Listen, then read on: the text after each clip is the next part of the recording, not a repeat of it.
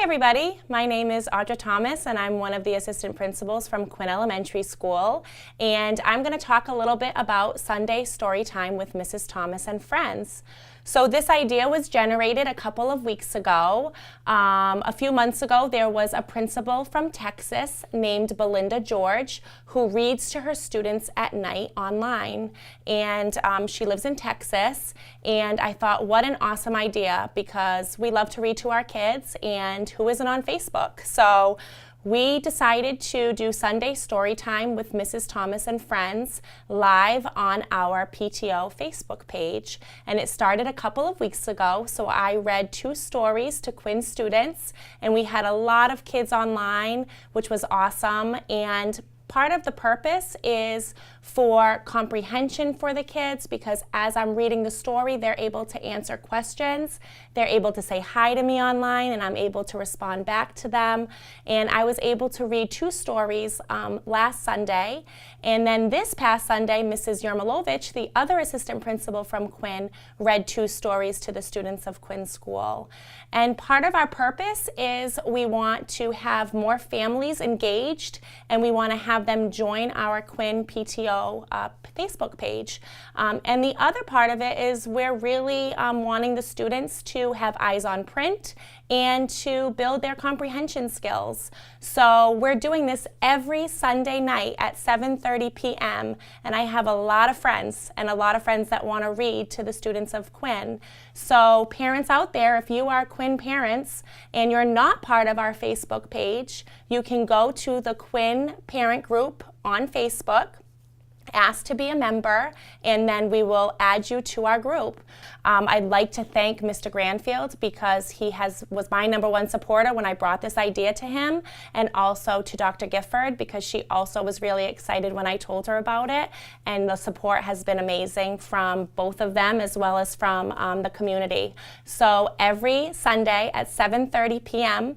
come on to Facebook, the Quinn PTO page, and we're going to have myself reading and some of my friends, community members, other teachers and staff members. So it's a really great initiative, and hopefully we'll get more members involved, and we can't wait to see you then. So that's one of our initiatives that we just began that we're really excited about, and that's what's happening at Quinn Elementary School. Thanks.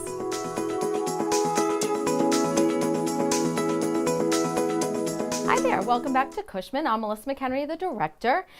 This month we have been very busy with preschool and kindergarten registration and the application process. So let me tell you a little bit about that. We just wrapped up our preschool lottery. So we have our new students coming in next year and some students who unfortunately are on a waiting list, but hopefully maybe they'll get off of that waiting list. So now what we're focusing on is screening our preschoolers. So I figured I'd tell you a little bit about what that screening process looks like.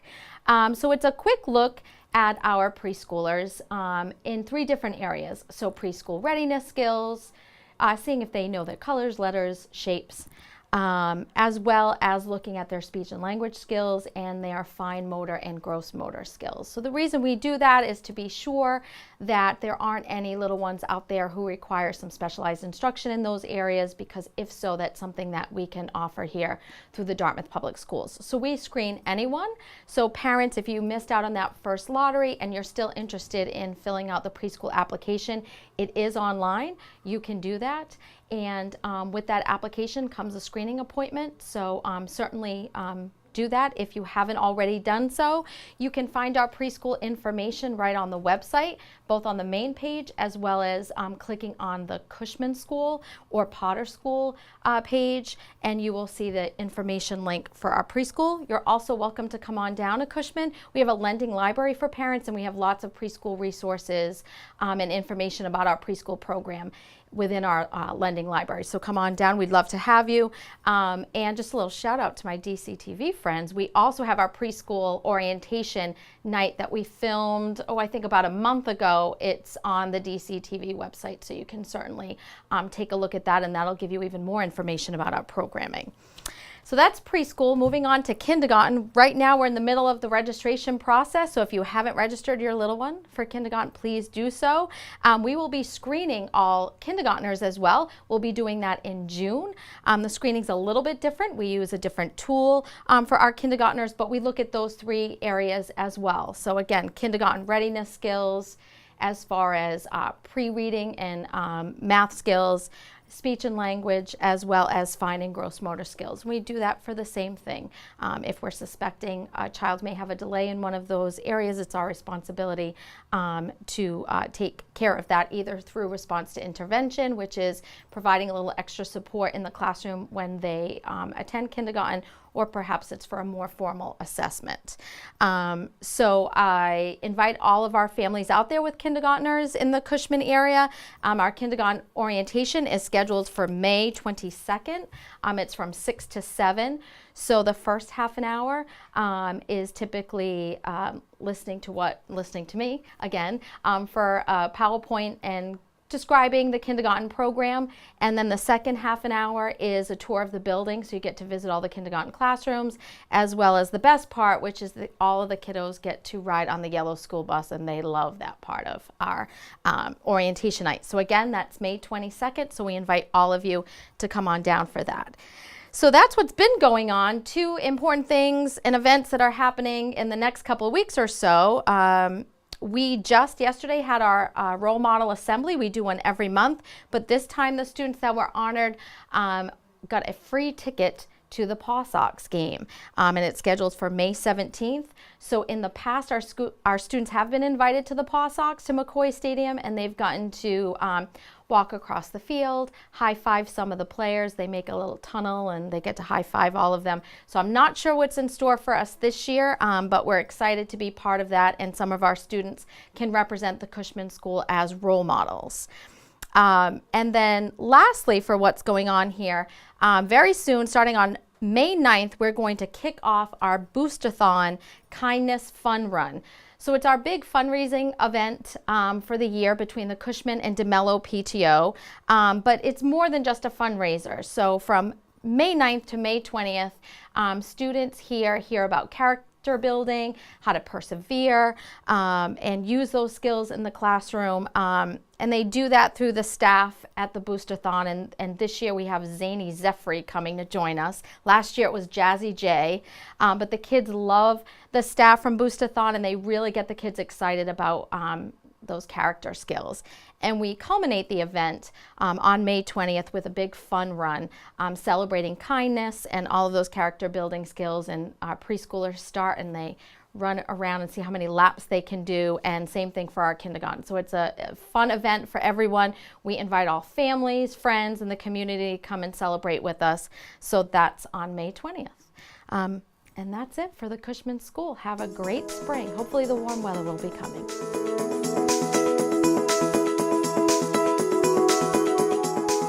I'm here now with Lisa Medeiros. Lisa is the Potter School Literacy Coach. She's been working with our teachers and with our students preparing for MCAS. So Lisa, what do you feel over the years of our experience with MCAS testing, what has been most helpful to support the teachers and the students through this process?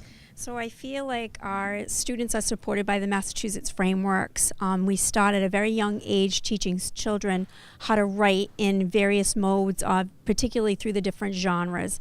For example, students in kindergarten begin writing petitions for opinion writing based on some evidence of things they know that the school may need or things that they would want.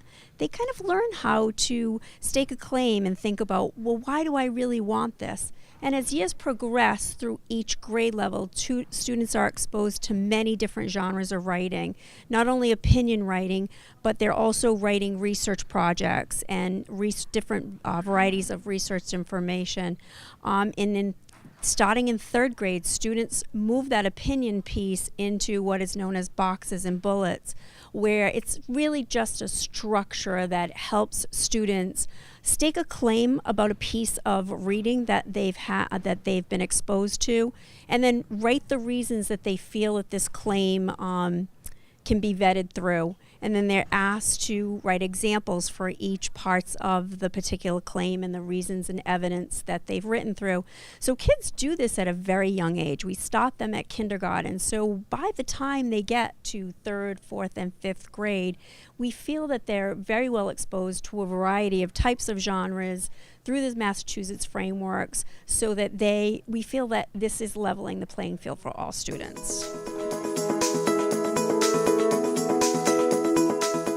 Hi, and happy spring from the DEMELLO School. I'm going to talk a little bit today about a PBIS assembly that we just recently had, encouraging kids to sprint through spring. So we know that the springtime can bring nice weather and lots of activities, but sometimes it can also mean being a little bit difficult to focus on school and getting through the end of the year. So we had our whole theme, and our theme for the end of the year is perseverance and sprinting through spring. We had lots of students who shared instances in their lives that they've had to persevere through. We had students who designed posters and inspirational quotes, and the kids had a great time talking about all the things that they need to do to make the end of the year their best finish. It came right in time for us as we kick off our MCAS season. Our students in grades 3, 4, and 5 are showing off all that they've learned this year and are ready to rock that test. And that's just a little bit of what's happening this spring here at DEMELLO School. Hi, I'm Laura Gardner. I'm the librarian here at the Dartmouth Middle School. And I'm Dan LaFave. I'm the literacy coach here. And we're going to share with you what we've been up to this week at Dartmouth Middle School. Yesterday we had our first ever leadership conference. So all the 7th and 8th grade student leaders, those are students who are rare reps and in our student leadership group, we met for the half day to talk about ways that they can improve their leadership qualities, get more involved in the community, and then we actually had some high schoolers come visit and talk about ways to be involved at the high school and be a leader at the high school. Last night we had our 3rd annual literacy night, which featured our student poets from our poetry contest this year. We had over 170 entries this year, which made it really challenging to pick our finalists. But our student finalists came last night, read their poems to a crowd of about 100 people, and we awarded our first and second place winners for 6th, 7th, and 8th grade. I think those of you that have attended will attest it was a pretty fun evening with a lot of variety in the types of poems that we got to see this year. Definitely. And I'm sure, as you know, that Earth Day is coming, and so yesterday our National Junior Honor Society did a service project. They went around the local community picking up trash with the official Green Up bags for Dartmouth. So if you don't know about that, contact the DPW to see if you can get your bags. And we collected quite a bit of trash, so the neighborhood's looking quite a bit nicer. The end of last week also featured our drama production, and this year was You're a Good Man, Charlie Brown. And we had different cast members for some of the roles, Thursday night and Friday night. Both nights were absolutely spectacular. I think it was really interesting to see both performances because you got to see how differently the characters were played with the ones that had duplicate roles. Yes, it was great. I went on Friday with my kid and she loved it. And then the final thing we want to tell you is kids who are going on vacation, we hope you have a great vacation. We'll be off all next week, and when we get back, it's MCAS time. Get a lot of rest. Absolutely. But that's all we have for this week, and thank you so much.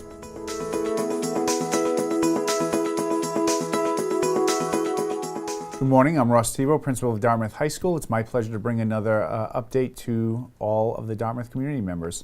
It's been a busy time of year over at Dartmouth High School. I'd like to congratulate members of the Color Guard who recently had an extremely strong performance at the World Championships in Dayton, Ohio. I'd also like to wish the very best of luck to our indoor percussion team who, as of this recording, are in Dayton, Ohio for World Championships. We know that they're going to make us extremely proud. I'd also like to congratulate members of the spring athletic teams who have started off the season strong. We're very proud of their efforts as well. Also, during the month of April, we have our course request process, which will take place the week of April 23rd, so the week we return from April vacation. All of our students will be selecting courses that they're interested in enrolling in for next academic school year. I'd also like to speak to the community about our recent proactive sweep of the campus. as I notified all parents and community members via email. On Tuesday, we had K-9 units from Dartmouth Police, as well as all the surrounding communities, come into Dartmouth High School and sweep the building. And the results of that sweep were extremely positive and confirmed exactly what we believe to be true, which is that Dartmouth High School is a safe environment, which really allows teaching and learning to flourish. So we appreciate the cooperation from all parents, students, and faculty and staff members, as well as from our partners in the local law enforcement.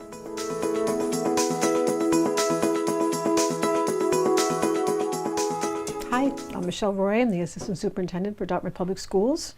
I'm going to walk you through a few of the resources we have available on our websites for parents and families in the areas that I oversee.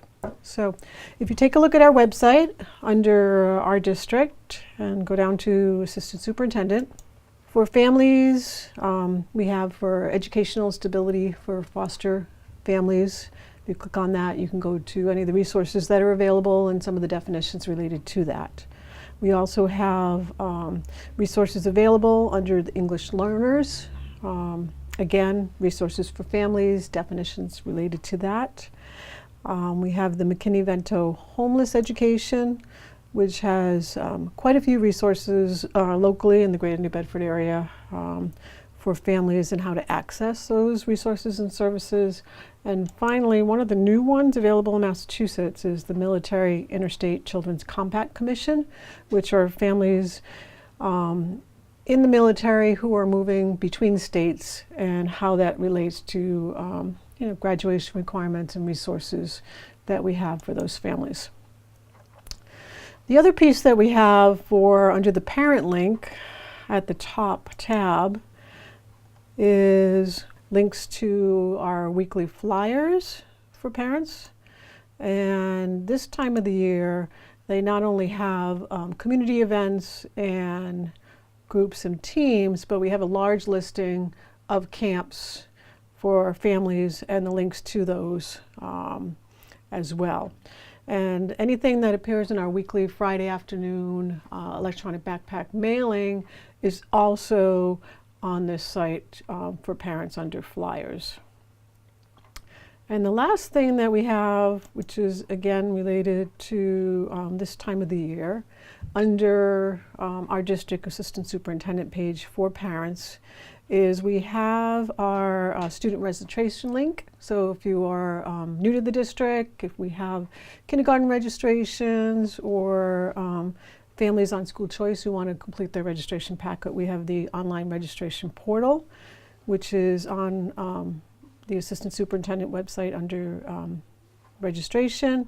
We also have families requesting to homeschool for next year, and those that are changing the area that they live in Dartmouth and want to complete an attendance zone waiver form. So if you are living in the Potter District but wish to attend QUINN, those forms are available as well. So those are the main resources for families that we have on our page, but if you take a look at the our district tab, we have other information related to school committee policies, and the superintendent's area would have her her newsletter. So any questions, feel free to contact my office. It's 508-997-3391, extension 1109.